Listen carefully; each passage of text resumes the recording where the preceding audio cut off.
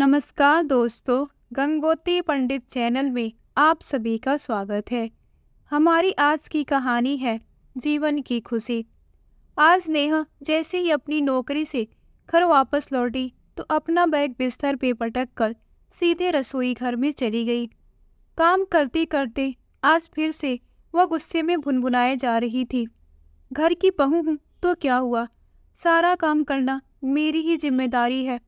मेरे आने के बाद सासू माँ तो ऐसी महारानी बनकर बैठ जाती है जैसे मेरी शादी से पहले उनके आसपास नौकर चाकर घूमते रहते थे। ना जाने किस जन्म की दुश्मनी निकाल रही है। अरे मैं कहती हूँ, अगर मेरे साथ थोड़ा काम करवा देंगी तो कौन सा इनके हाथ पैर घिस जाएंगे। मैं भी तो इंसान हूँ।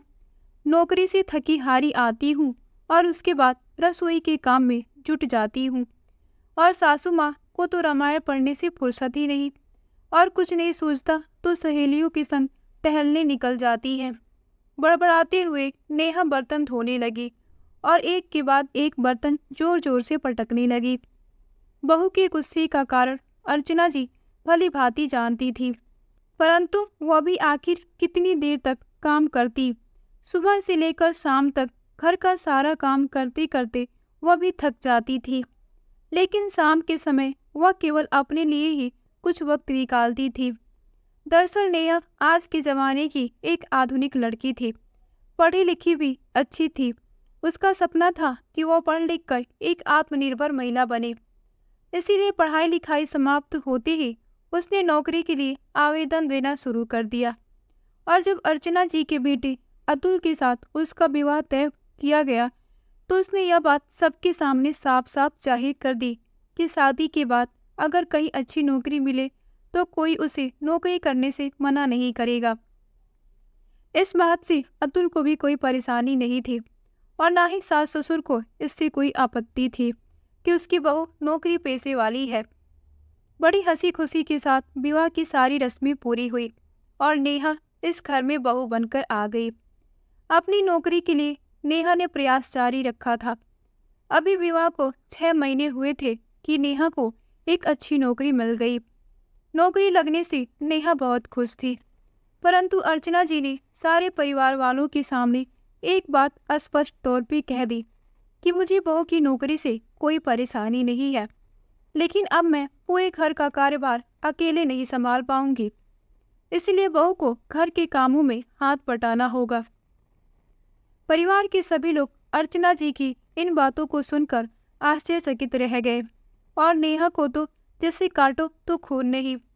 फिर अतुल बोला, माँ आप तो जानती हैं कि नेहा को यह नौकरी कितनी मुश्किल से मिली है।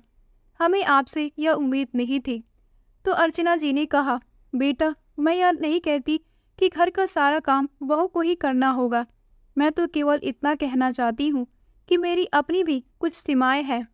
बढ़ती उम्र के साथ मेरी कार्य क्षमता भी कम हो रही है, इसीलिए पूरे दिन का काम तो मैं नहीं कर पाऊंगी। हाँ, जितना बन पड़ेगा उतना जरूर करूंगी। इधर नेहा अपने सपनों के साथ कोई समझौता नहीं करना चाहती थी, इसीलिए उसने घर की साफ सफाई के लिए एक काम वाली बाई लगा ली।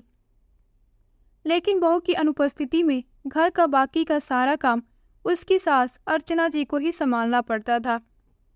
परंतु उसके घर लौटने के बाद उसकी सासू माँ कोई काम न करके अपने लिए ही समय निकालती थी। घर लौटने के बाद बाकी का सारा काम नेहा को ही करना पड़ता था और इस बात से उसे बहुत दिक्कत होती थी। सासू माँ का थोड़ी देर के लिए टीवी देखना, आराम करना और फिर बाहर टहलने जाना उसे बहुत खलता था। वे जब भी अपनी माँ को फ़ोन लगाती तो बस अपनी सास की बुराई करने लगती। माँ से बात करके मन का सारा गुबार हल्का कर लिया करती थी। समय धीरे धीरे बीतने लगा। अब उसके विवाह को 2 वर्ष होने को आए थे। आज नेहा के छोटे भाई की शादी का दिन था। उसकी भाभी भी अच्छी खासी पढ़ी लिखी थी और नौकरी करती थी। बहू को घर में लेकर आने के साथ ही नेहा की माँ ने उसे लाड जताते हुए कह दिया कि मैं तो अपनी बहू को बेटी की तरह ही रखूंगी। बहू घर में लाने का यह मतलब थोड़ी होता है कि सास हाथ पे हाथ रखकर बैठ जाए और सारी जिम्मेदारियां बहू के सर पे ही मढ़ दे। आखिर बहुएं भी तो इंसान होती है। वह बेचारी नौकरी करेगी या घर का काम। मैं तो अपनी बहू को पूरी छूट दूंगी। बहू के सिर पे हाथ रखकर उसे सहलाते हुए नेहा की माँ ने कहा। तो अपनी माँ के ऐसे विचारों को सुनकर नेहा बहुत प्रभावित हुई और अपनी माँ की सोच पर गर्व करने लगी। सोचने लगी कि काश मेरा भी भाग्य मेरी भाभी के जैसा होता। मेरी सास भी मुझे समझ पाती, लेकिन मेरी किस्मत मेरी भाभी की तरह कहाँ। मुझे तो बस अपनी सास के हुक्म के अनुसार चलना है। और यहाँ मेरी माँ कितने खुले विचारों वाली है। शादी के बाद नेहा की भाभी ने अगले दिन से ही नौकरी पर जाना शुरू कर दिया। नेहा की माँ भी अपनी बहू की हर सुख सुविधा का ख्याल रखती थी। बहू के तैयार होने से पहले सुबह सुबह का सारा खाना बना देती थी, उसे टिफिन पैक करके देती और नौकरी से आने के बाद भी सारा काम स्वयं ही करती। अपनी सास का इतना प्यार देखकर नेहा की भाभी को बहुत अच्छा लगता था।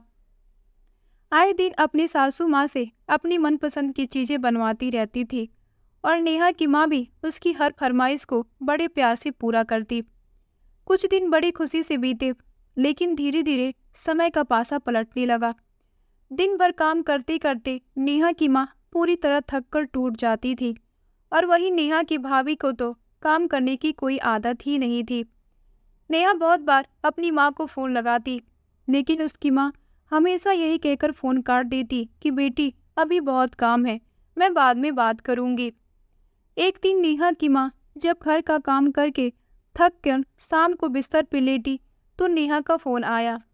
फ़ोन उठाते ही नेहा की माँ ने कहा, हेलो नेहा, बेटी कैसी हो तुम?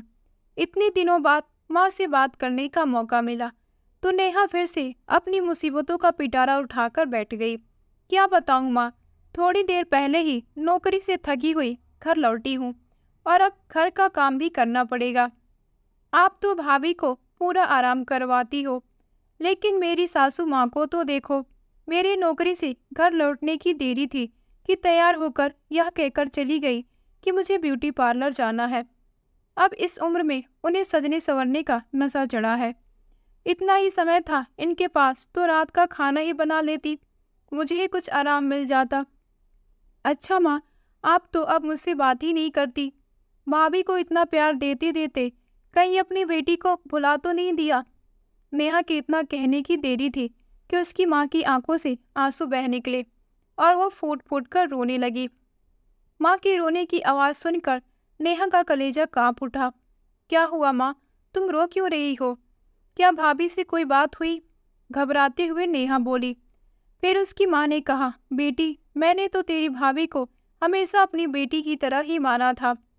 बहू को कोई दिक्कत ना हो इसीलिए दिन भर मैं ही काम में लगी रहती, लेकिन फिर भी तेरी भाभी को मेरी कोई कद्र नहीं। वह तो रसोई की तरफ देखती तक नहीं।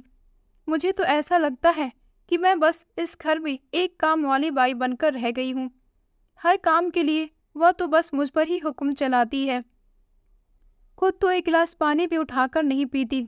अरे उससे तो तेरे भाई के लिए भी खाना नहीं बनाया जाता, और यदि सुबह सुबह उसका टिफिन तैयार करने में मुझे थोड़ी भी देरी हो जाती है तो मुझ पर ऐसे बरस पड़ती है जैसे मैं उसकी नौकरानी हूँ।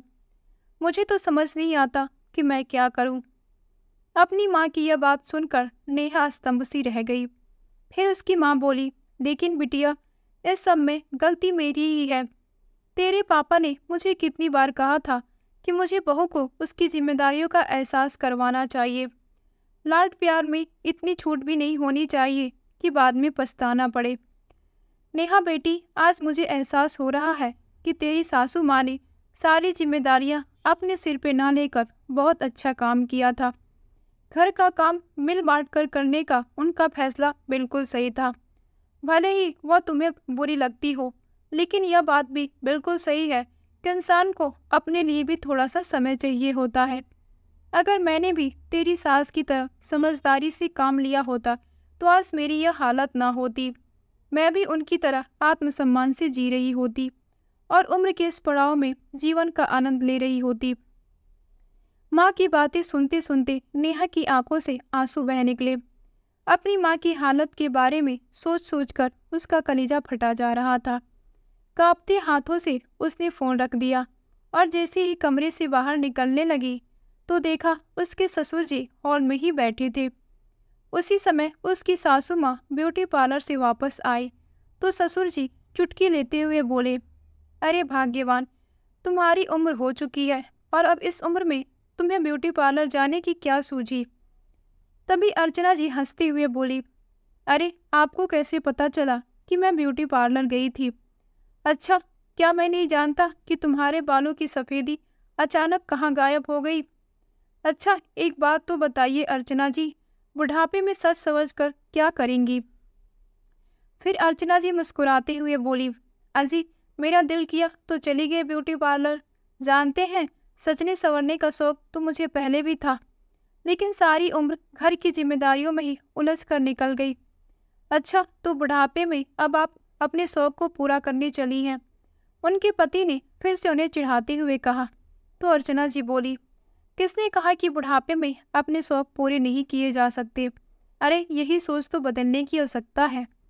उम्र का हर पड़ाव एक नया अनुभव, नई चुनौतियां और नई ख्वाहिशें लेकर आता है, परंतु जिंदगी के हर पड़ाव में हमें तो बस जिंदगी का आनंद लेना चाहिए। अच्छा, एक बात तो मैं आपसे कहना भूल ही गई। कल से पार्क में योगा अभ्यास शुरू होने वाली है, अर्चना जी ने कहा। तो उनके पति बोले, अच्छा, तो अब आप योगा अभ्यास भी करने वाली हैं? फिर अर्चना जी बोली, जी हाँ, लेकिन अकेले नहीं, हम दोनों। और फिर अपने पति के पेट पर हल्की सी थपकी देकर कहने लगी, पेट बढ़ती जा रही है आपकी, और ऐसे में मैं फिट दिखूं तो लोग आपका ही मजाक बनाएंगे। यह बातें करते हुए वे दोनों हंस पड़े। अपने सास ससुर की यह बातें सुनते हुए गुस्से की बजाय नेहा के चेहरे पर भी एक प्यारी सी मुस्कान खिल गई। फिर सोचने लगी, आखिर मेरी सास गलत कहाँ थी?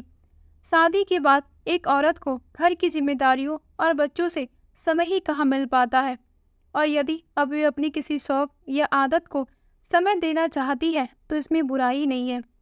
आखिर उन्हें भी तो दुनिया की ताज़ी हवा की झोंकों का स्पर्श पाने का अधिकार है। इस उम्र में भी आनंद से जीने का अधिकार है। तो दोस्तों, आपको यह कहानी कैसी लगी? लाइक और कमेंट करके ज़रूर बताइए और चैनल को सब्सक्राइब करना ना भूलें। मिलते हैं एक नई कहानी के साथ। आप सभी का बहुत बहुत धन्यवाद।